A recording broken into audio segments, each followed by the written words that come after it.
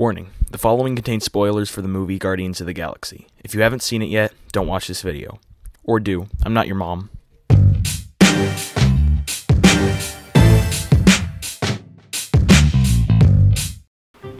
What is up, YouTube? Welcome to Debunked, the show where we take popular fiction and science the shit out of it. So today we're sciencing Guardians of the Galaxy. Super Mega Daniel asked, "Nice video, and could you do how Star-Lord aka Peter Quill survived in space for that amount of time, thanks?"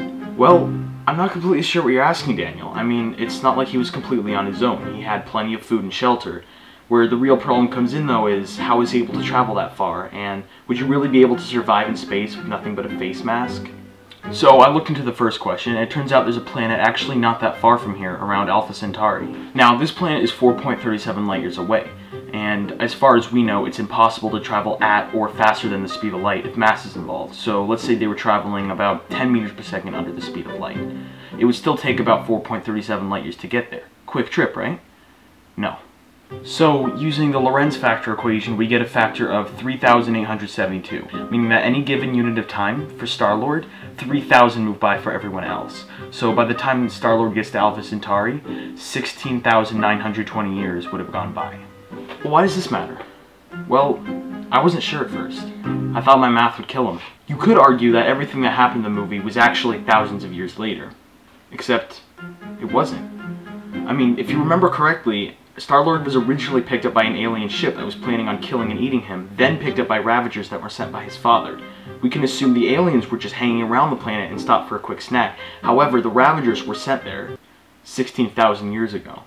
I mean, they couldn't have been sent there before Peter was born. There's just no way they could have been there in time to pick him up.